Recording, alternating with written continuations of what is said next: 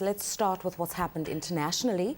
The European markets looked a little bit upbeat yesterday. It's results season all over. We're getting interim results. And European companies are showing results that are much better than were expected. So many people are wondering, in Europe, are we beginning to see the signs of green shoots? Well, it's globally at the moment. I think if you look at the number of companies, the large companies more than about 10 billion in market cap that are surprised on the upside, I would say they're much more than 80% of them have done so. The question is, what accounts for this? A lot of it may be due to the fact that new accounting rules may be in effect, government stimulus packages that are front-loading demand for the next few years, and basically this may have been boosting earnings across the board, and also the fact that people were just maybe a bit too pessimistic. It wasn't the total collapse of the economy that we were thinking about a couple of months ago.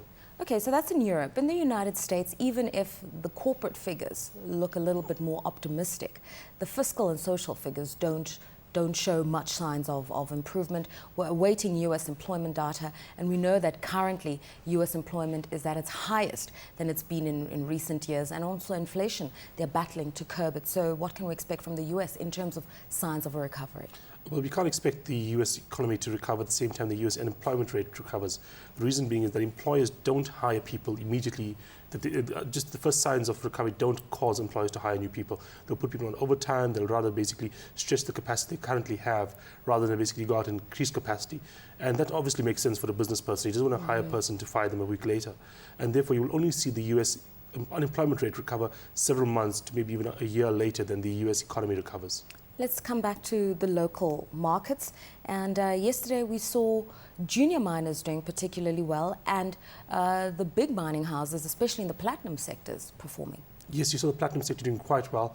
That's partly due to these cash for clunkers deals you're seeing around the world. You're seeing in China, in Japan, basically in Germany, and obviously the US as well. And the US actually doubled the size of the cash for clunkers deal. To give you an idea how big it is, basically, they put a $1 billion plan into place, and after a week, they exhausted that. They're giving out $4,000 per car. Right. That means that 250,000 cars were basically sold in a week, or something similar to that. Of course, there is front-loading in terms of, or backdating in terms of basically guys are putting off purchases until the week of the plan comes into effect. But still, 250,000 cars in a week is quite impressive. All right, so obviously we know that platinum is used for catalytic converters within the automotive sector. Cash for clunkers deal means trade in your old car for a more environmentally friendly one. What can we expect then in terms of a recovery within the vehicle manufacturing sector, especially in countries like Asia that really import a lot of South African platinum? Yeah, the question is, people don't buy cars basically every year or every couple of years. They buy it once in a 4 or 5 year cycle. What happens is when you have these deals out there, I mean, it makes sense for you to basically buy a car today as opposed to buying it next year. And then what you might actually be doing with this cash for clunkers deal is actually just front loading your demand, bringing all the demand from next year and maybe even part of the year after till this year, because you have all these rebates in effect. And so therefore maybe next year you might have a bit of a downturn in the demand for cars, especially if the economy does not recover strongly, and especially if these rebates basically end after some time. Right, okay. Let's talk about construction shares here doing well. Yes, they are doing well. AEG has been outperforming Maurice for quite some time now. Strangely enough, when you consider the fact that Maurice has been getting these nice little contracts in Dubai, etc. But I think that the fact that the construction sector has been extremely badly hit by the downturn means that they're one of the things that are going to recover first if there is a bit of an uptick.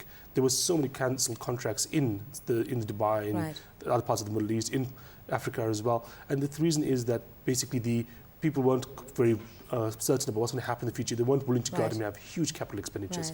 But obviously now with the recovery coming through slightly, people are more confident and therefore demand comes back in the construction sector. But I mean, obviously a lot of what happens here as well, besides what's happened to their exposure internationally in the Middle East, some of the big construction firms, is that at least their logbooks are full up until the end of 2010. So you're guaranteed earnings because of a government infrastructure drive. What indication is they post-2010 that these contracts will be honoured and that they can stay afloat and that they can start trading and doing business in real estate and other markets? I think there's another concern I have is that post-2010, demand in Africa is probably going to dip a bit. Yes, the government might come in and basically boost up demand in other sectors, but they aren't going to basically be able to fully compensate for the drop in demand due to the end of 2010. And therefore, I wonder whether or not the construction sector is going to be able to grow strongly inside Africa after that period of time. They are going to have a bit of a dip. But I'm hoping that in other parts of the world, especially in the Middle East, that there's going to be enough of a pickup in demand there that will overcome this negative in South Africa. All right, let's talk about the rand. Still on South African issues, above 8 rands to the dollar, and people are saying, you know, after a few weeks of these phenomenal highs in terms of the rand being very, very strong, and a lot of FDI coming into the country and equities looking up, there is now a sense that investors are concerned about the strikes in South Africa, and maybe that's beginning to feed into a negative sentiment for the rand. Yes, I think the number of strikes, basically the spread across various different groups. I mean, the gold sector, you're talking about the mining sector, you're talking about the construction sector, now the telecom sector and the power producing sectors as well.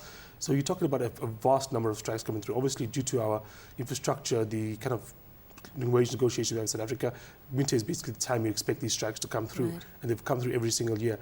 I think that a savvy investor would have expected this to happen. It may just spook the foreign investor who may be a bit less clued up about how South Africa works. Even though we know that it's strike season in South Africa, because this is when a lot of wage negotiations happen in bargaining councils, I think what's caught even the South Africans by surprise is the prevalence of the strike. They're literally in every sector, even the emergency service sectors where people never go on strikes, the utilities, the telecoms companies, the medical services, even that has now been affected. And it's an indication of just how severe the recession is in the country.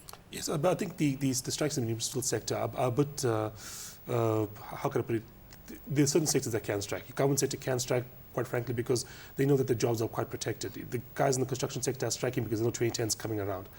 Those other sectors are taking much lower towards wage increases. I mean, I think more private sector employees are taking like 8-7% increases, whereas the government sector people are saying no to 13%, which is quite a huge difference. You think about private versus the government sector.